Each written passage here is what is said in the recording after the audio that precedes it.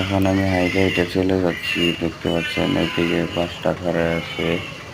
তা এখন আমি যাচ্ছি, এখানে অ্যাক্সিডেন্ট হয়েছে, একটা অ্যাক্সিডেন্টে বাইকের হাতে লাগছে।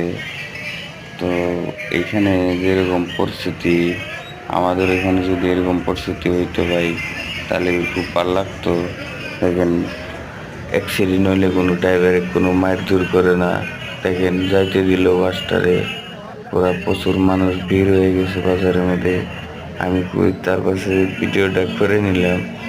তারপরে সব মানুষ যখন চলে গেছে, রাস্তাঘাট নাহলে জাম হয়ে যাব, ওই জন্যেই তার মানে বাসটারে যাইতে দিল।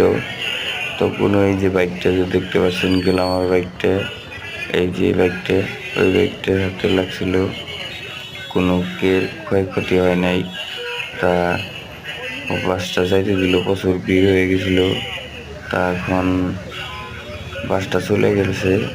এখানে এরকম পরিস্থিতি হতে লাগে যে আমাদের দেশে যাতে এরকম পরিস্থিতি হয় যে ড্রাইভারের কোনো মায়ের দূর করা কি লাভ আছে নাকি? বেকার আমরা ড্রাইভারে মায়ের দূর করি।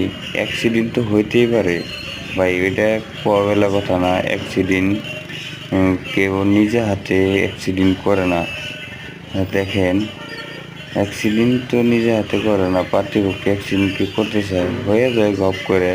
দেখেন, এরকম পরিস্থিতি আমাদের গ্রামে হইতে লাগে, আমাদের আসামে হইতে লাগে। ভাই, লাইক কমেন্ট শেয়ার বেশি করে করবেন। যত লাইক কমেন্ট শেয়ার করবেন আপনারা